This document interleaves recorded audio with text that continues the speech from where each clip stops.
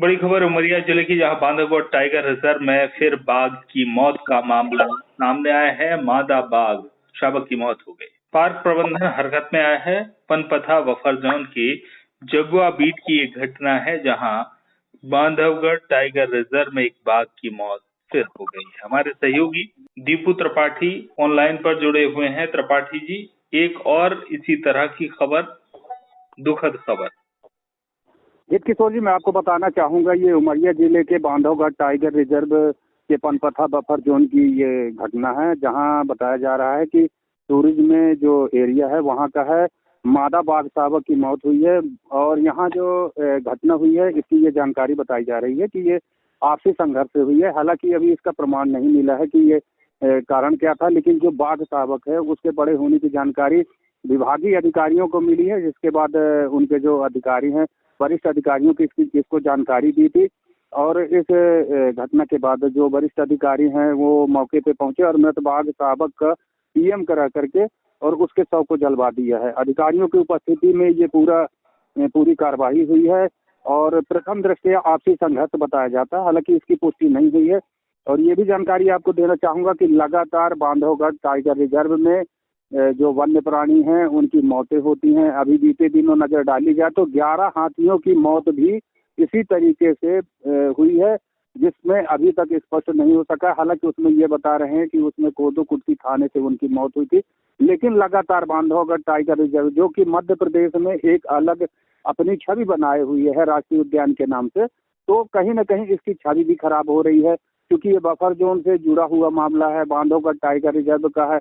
अब इसमें विभाग के द्वारा कोई पुख्ता इंतजाम क्या किए जाते हैं, इसको लेकर के मध्य प्रदेश सरकार जो है संजीदगी कदम उठा रही है कि वन्य प्राणी न मारे जाएं। उसको लेकर के तरह तरह के इस पूरे घटनाक्रम में क्या कुछ बात निकल के आई है? कोई जिम्मेदार जो अधिकारी हैं, जैसे हमने कोशिश की थी, बीएस उपल है, एसडीओ पनपथा, उनका नंबर लगाया था और कोशिश की थी कि उनसे जानने का प्रयास करेंगे क्या कुछ घटनाक्रम रहा, लेकिन चूंकि उन्होंने फोन नहीं उठाया, हो सकता है अभी इस तरह की स्थिति में व्यस्त हों या फिर जवाब ना हो उनके पास, जो भी कारण रहे हो। लेकिन अभी क्या कुछ अधिकारी क्या वहाँ कुछ बता पाए हैं? आपसे बातचीत हुई अधिकारियों की?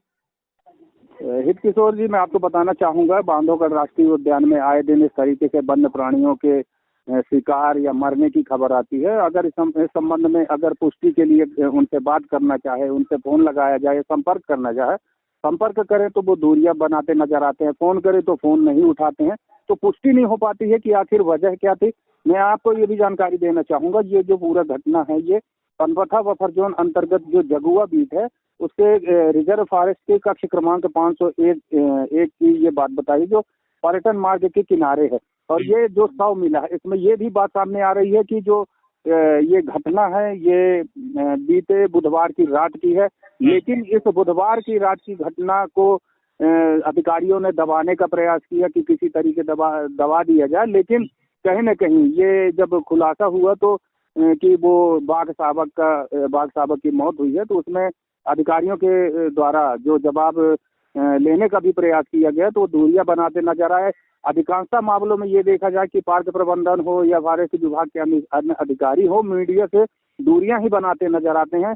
तो कहीं ना कहीं इस मामले में जो तथ्य लेना चाहे तो उससे भी वो नहीं हो पाता। जी बिल्कुल, चूंकि जानकारी का अभाव रहता है और ऐसे में जो जिम्मेदार अधिकारी हैं वो जवाब देते नजर नहीं आते हैं और न मीडिया को जवाब देते हैं और विभाग में क्या पता क्या स्थिति निर्मित होती है। चूंकि जिस बात का उल्लेख आपने कुछ देर पहले किया था, हाथियों की मौत, वो अपने आप में बहुत बड़ा प्रश्न है, जिसके जवाब आए तो हैं पर उन जवाबों से संतुष्ट होना बहुत कठिन लग रहा है। अब देखते हैं इस पूरे मामले में क्या कुछ, जो मादा बाघ शावक की मौत का मामला अभी हाल ही में आया है, इसमें क्या कुछ अधिकारी स्पष्टीकरण दे पाते हैं, किन हालातों में मौत हुई है। आपका बहुत बहुत धन्यवाद दीपू त्रिपाठी जी, बातचीत और जानकारी के लिए।